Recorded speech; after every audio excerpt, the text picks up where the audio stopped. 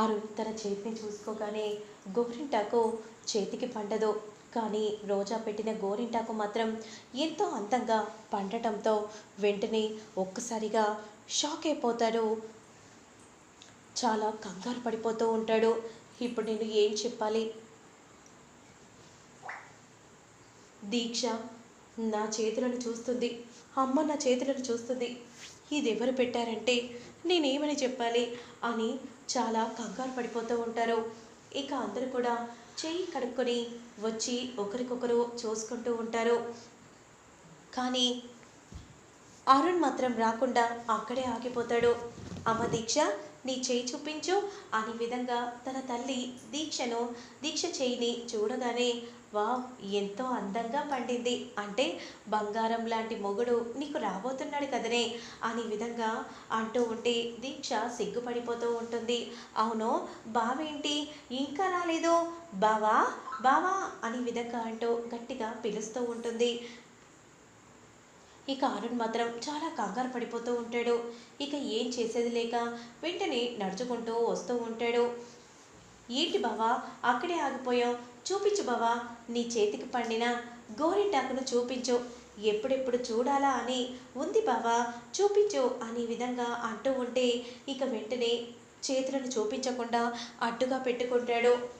అప్పుడు రామాదేవి మాత్రం చేతులు చూపించమంటే అలా చూస్తున్నావేంటి అని ఈ విధంగా అనగానే అప్పుడు చాలా కంగారు పడిపోతూ చేతులను చూపించగానే ఇక గోరింటాకు పెట్టిన చెయ్యి పడ్డదు.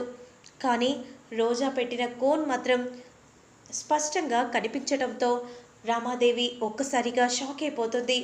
వెంటనే కోపంగా అరుణ్ అని గట్టిగా అరవగానే ఇక అరుణ్ చాలా కంగారు పడిపోతూ చూస్తూ ఉంటాడు. ఇక ప్రేమ్ మాత్రం అయ్యో ఇప్పుడు ఏం జరుగుతుందో ఏంటో అనే విధంగా అనుకుంటూ చాలా కంగారుగా చూస్తూ ఉంటే ఇక అప్పుడే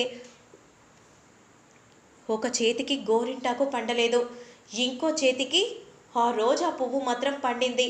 అంటే ఈ రోజా పువ్వును వేసింది నువ్వే కదా చామంతి, నువ్వే పెట్టావు కదా వీడి చేతికి.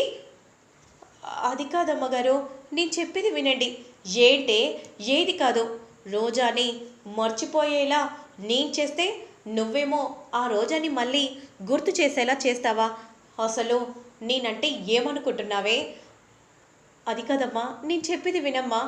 ఏంటే ఏది కాదు, దాన్ని తలుచుకుంటేనే నాకు కంపరంగా ఉంది. ఇప్పుడు నీ వల్ల దాన్ని తలుచుకోవటం జరిగింది.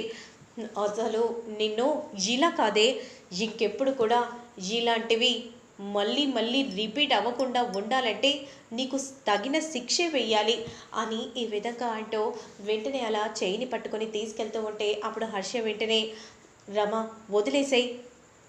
అప్పుడు రమాదేవి మాత్రం హర్ష మాటని పట్టించుకోకుండా వెంటనే కిచెన్లోకి లాక్కొని వెళ్తూ ఉంటుంది. అమ్మగారు నేను చెప్పేది వినండి అమ్మగారు అని విధంగా అంటూ ఉంటే కూడా రమాదేవి వినకుండా వెంటనే అట్ల కాడను పొయ్యి మీద పెట్టగానే చామంతి చాలా కంగారు పడిపోతూ ఉంటుంది. ఇక ప్రేమ్ మాత్రం అయ్యో ఇప్పుడు ఎలా, పాపం నా వల్లే ఇప్పుడు చామంతికి అలాంటి పరిస్థితి ఏర్పడింది అని అనుకుంటూ చాలా బాధపడిపోతూ ప్రేమ్ ఏమనాలో ఎలా మాట్లాడాలో అర్థం కాక అలానే చూస్తూ ఉంటాడు. ఇక అరుణ్ మాత్రం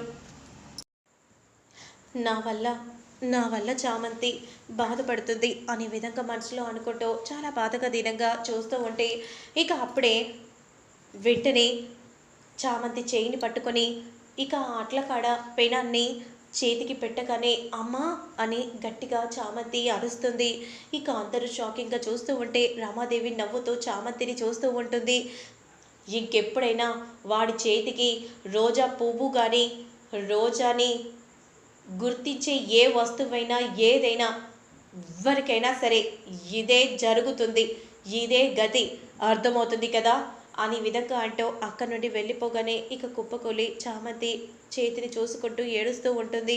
ఇక అంతలో రోబో మాత్రం చామంతి ఏడవగో, నిన్ను చూస్తుంటే చాలా బాధగా ఉంది చిట్టి, నేను నిజం చిట్టి, నేను పెద్దబాబు గారికి అసలు రోజా పువ్వే వేయలేదు, అసలు ఆ రోజా పువ్వు ఎవరు పెట్టారో కూడా నాకు తెలీదు చిట్టి అని అంటూ ఉండగా అప్పుడు వెంటనే అరుణ్, ప్రేమ్ ఇద్దరు వస్తారు. సారీ చామంతి, ఇదంతా నా వల్లే. ఎందుకు పెద్దబాబు? ఎందుకంటే నేను ప్రేమించిన అమ్మాయి నాకు ప్రేమగా ఈ రోజా పువ్వును నా చేతికి వేసింది. కానీ నీకు ఇలాంటి పరిస్థితి వస్తుందని నేను అనుకోలేదు.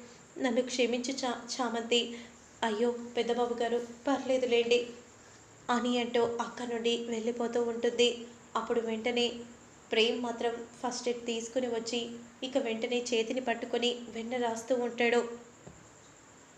చామంతి, నువ్వు చాలా మంచిదానివి. అయినా నువ్వెప్పుడు నీ గురించి ఏది ఆలోచించవు కదా. ఎప్పుడు ఈ ఇంటి గురించి ఆలోచిస్తూ ఉంటావు. చెయ్యని తప్పును కూడా నేను చెయ్యలేదు అని ఎందుకు చెప్పకుండా మౌనంగా ఉండిపోయావు? ఎందుకంటే పెద్దబాబు గారు ప్రేమించిన అమ్మాయే పెద్దబాబు గారి చేతికి వేసిందేమో అని గ్రహించి చెప్పలేదు డ్రైవర్ బాబు అని అనగానే ఇక ప్రేమ్ అలానే ప్రేమగా చూస్తూ ఉంటాడు. నువ్వు చాలా మంచిదానివి చామంతి అని విధంగా అంటూ అలానే చూస్తూ ఉండిపోతాడు.